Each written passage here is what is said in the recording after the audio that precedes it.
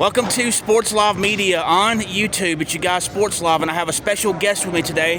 Today I'm going to be interviewing Joseph Simmons, who is the head coach for the Wallace State College women's basketball team. So without further ado, let's welcome him to the show. Coach Simmons, how are you doing today? Hey, doing great. Always good after a win. Oh, yeah. I saw y'all's game today, and y'all did really well and stuff, so that was very impressive. Well, it was the first game back from the new year. You know, you never know how you're going to come back after a long break. Had an 8-day break, and came back and had a few days to practice. Right. And I thought the girls played. I never questioned their effort. Their effort is always there. They're going to play hard. I thought the first half, Snead kind of punched us in the mouth, and we didn't play very well defensively. We were giving up some easy buckets, but then we were able to hold them to 15 points in the second half. And defense is our calling card. There's going to be nights we can't make a shot. Right. We have to defend and rebound, and I thought the second half we did a much better job adjusting to that. All right, so getting into the meat of the interview here, in terms of coaching, who or what has been your biggest influence and why? I would say my dad. When I was growing up, my dad was a coach for 20-something years, and I've got two older brothers. My oldest brother coaches, and so just got a lot of coaches in my family. Mm-hmm. My dad passed away a few years ago, and so he's always been my hero, and the reason he's the why that I got into coaching, because I saw the impact he made. He made me fall in love with the game, just being in the gym. And so I just want to give back. The game's been good to me as a player and as a coach, and I want to instill that same passion and love for the game to our players that basketball gave to me. Right. Okay, before coming to Wallace State College to become the women's basketball coach, you had been coaching at the high school level. Tell me about your coaching experience as a whole, and are there any differences between high school coaching and coaching in college? Yeah, I mean, I think coaching is coaching. You know, I started out, this is year 21, total coaching, and I started out as a high school head boys coach in Arkansas, where I'm from. Right. And then I came here to Wallace State in 2006 as Coach Sharp. The first time he was here, I was his assistant men's coach for 4 years. Right. We had a good run at it, went to the national tournament, finished fifth the last year we were here together in 2009 and 10. Right. And so then my wife and I had the greatest blessing of having our first child. So I've got two daughters now, but so that's when we made the decision. Coach Sharp was leaving to take another job, and I was ready to be a head coach again. And never dreamed I'd be coaching girls basketball. And made the switch to high school girls back in my wife's hometown in Kentucky. Right. And I've been coaching girls ever since. So I was there in Kentucky for 7 years at Marshall County High School. It's the winningest program in Kentucky girls basketball history. Right. And a lot of tradition. Kentucky's a basketball state. So of course. Was neat to experience that. And then the last 7 years I've been in Nashville, Tennessee area. I was at a private school for 5 years, and then the last 2 I was at a public school again. Okay. And so the opportunity to come back here, Wallace is a special place to me and my wife and our family. And just love being able to raise our kids in Coleman County. Right. It's a tight-knit community. It's a great location. In between Birmingham and Huntsville. There's great basketball to recruit from. Right. Wallace State, I feel like we got the best facilities and the best campus in the country. Right. Junior college, a lot nicer than a lot of four-year schools too. And right. So we're very fortunate. We're very grateful and blessed for what we have here at Wallace State. And our girls, they understand that when we go on the road and travel to different places, how good we have it. And so we don't want to take a day for granted that we're blessed with the opportunity to play and be together as a team and a family. Right. So as a coach, what has been your most memorable experience? You've mentioned your experience, but what's your most memorable that you can remember? There's a lot of them. I guess when you're part of winning programs, I've been blessed to have some good coaching mentors and be a part of a lot of wins. Being here at Wallace from 2006 to 10 and getting to go to the national tournament with Coach Sharp as his assistant, right, and us finishing 5th in the nation, that was a big highlight in our coaching career. Right. And then at the high school level, I was a high school head coach for 16 years. Right. Going to the state tournament at every school I've been at. Obviously been, not because of the coaching, it's because I've been blessed with good players and good assistant coaches.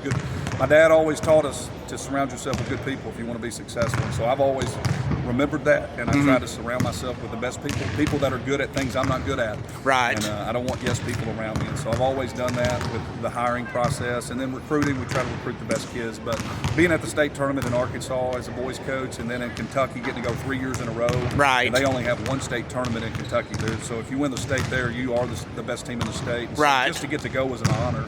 And we made it 3 years in a row, made it to the Elite Eight twice. Right. And then in Tennessee, being able to take the private school I was at to the state tournament for the first time in 22 years. Wow. And then we made it to the Final Four, and so made it to the state 3 years there, and then went back to public school the last 2 years at Green Hill and Mount Juliet. It's a new school that opened up after COVID.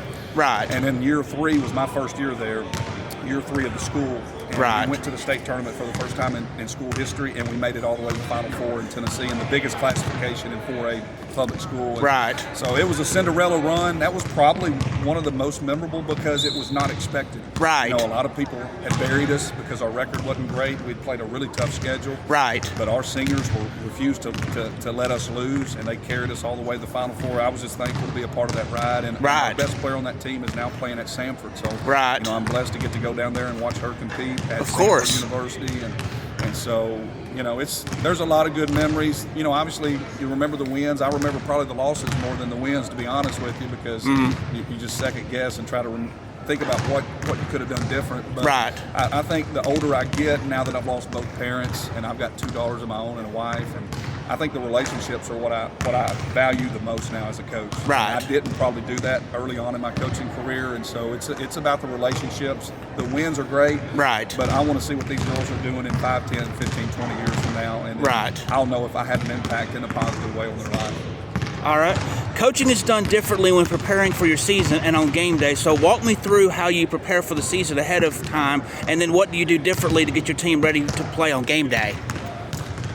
You know, with college, it's a lot different. You know, in high school, you have state association rules where you're only allowed to practice, you know, at a certain time. And in JUCO, you still have those rules, but it's a little earlier than high school is allowed to practice. So, you know, these kids are on scholarship. They're on the payroll. You know, it's like a job. Right. So they're going to class and they're having to come and do workouts in the weight room, condition, individual work. You know, and then once practice is able to start, then we start focusing on defense. Really, that's the first week or 2 of practice is all about defense. And so we hammer that, and then we just try to start installing things and getting them ready for the season for exhibition games. And then come November, you're ready to start playing. But you know, on game day, we try to keep it as normal as possible. We don't treat it any different. You know, every day's a routine. And so a lot of it depends on the game time, but you're going to have a walkthrough or shoot around, and you're going to have a team meal, and depending on if it's a road game or an away game, or a home game.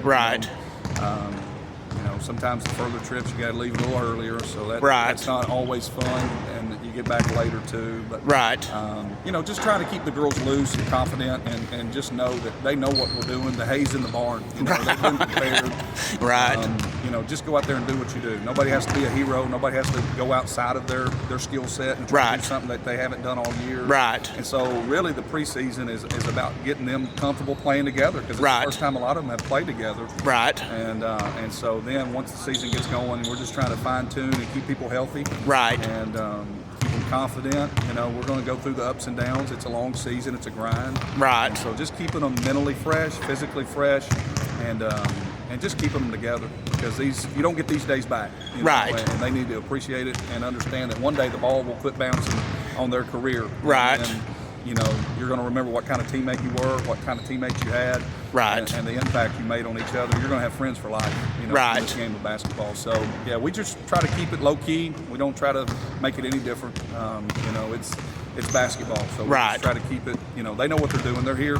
They got signed for a reason. You know? And so the coaching is easy when you have a good group of girls, and we do. I have a great group of girls, young ladies that are very coachable, so unselfish. They root for each other's success. They know that their individual success is based upon our team success if they want to move on from here and play at the next level. And so, you know, it's just a fun group to be around. And each night it could be a different person being our leading scorer. So that's always fun as a coach. We preach team, hit the open man. We don't just have plays for one person, you know. And so I think that encourages these girls to know that, hey, it could be your night on any given night. So you just got to always be ready. And do your job to the best of your ability. Okay. Some coaches have superstitions, or what some might call odd or unusual things they do on game day. Do you have any superstitions regarding game day? And if so, what are they? I usually don't eat a big meal before the game. I just, you know, because as a coach, obviously you're wanting to make sure, have I done enough? Have I covered everything I need to cover? And so there's some nerves that come with that. And so I just feel like if I eat a big meal, before the game, it's not going to be good. It's, you know, I'm going to be distracted. But that's one of them. You know, I do probably have some lucky clothes that, you know, if we've had a big win in a certain outfit, I'm probably going to wear that outfit a lot. You know, I remember 2 years ago in the state tournament.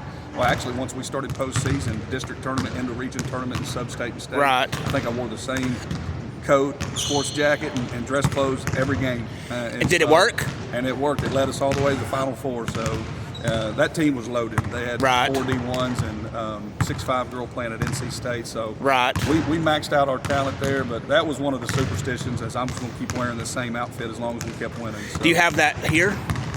I haven't yet. You know, because right now we haven't really necessarily had any signature wins. I mean, we just try to go out and take care of business. Every game's a business trip, right? And we just try to play to the best of our ability. But you know, if there's some big wins down the road, there might be some similar clothes that we're going to wear on the sideline. I got you.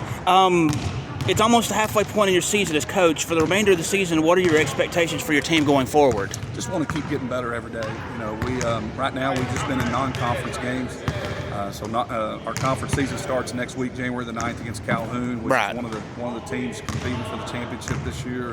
So it'll be a tough game to start with. But we got one more non-conference game to help kind of get us ready and prepared for that. And we'll start preparing for conference on Monday. But you know, halfway through, we're 13-1. You know, I don't really have a lot of complaints. You know, I feel like the girls give me everything they have.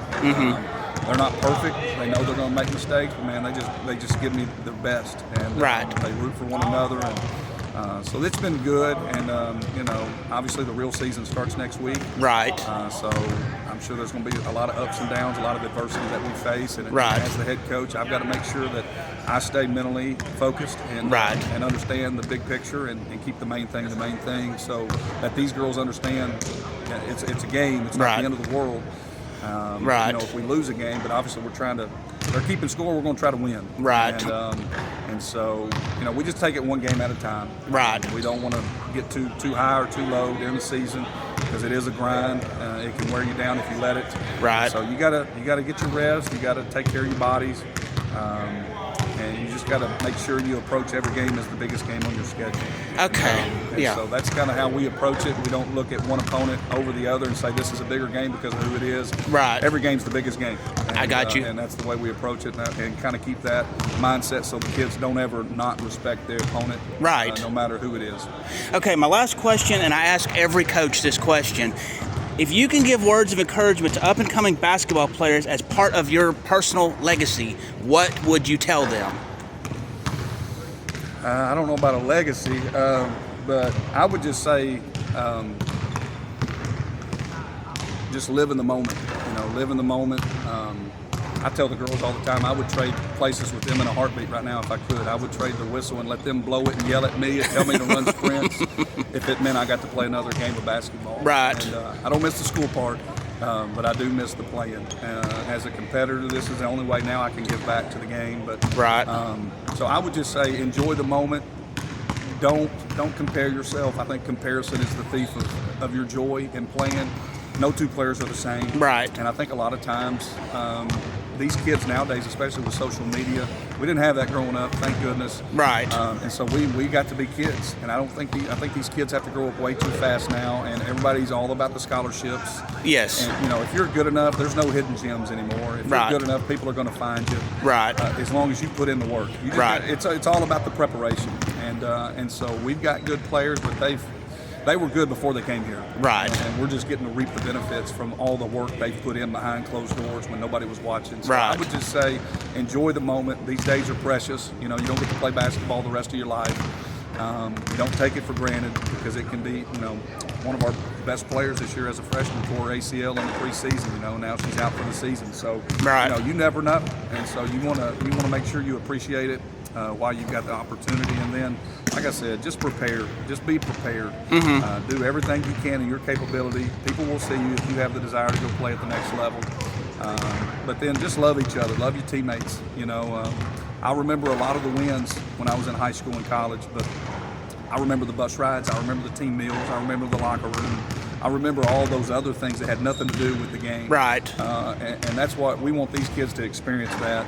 here at Wallace State. We know we're a family. They're always going to be a Lion, even when they leave here, and we want them to feel very, very proud when they come back and walk through these doors to come support the future Lions that come here, and to know that, hey, I helped build this. I helped build this program.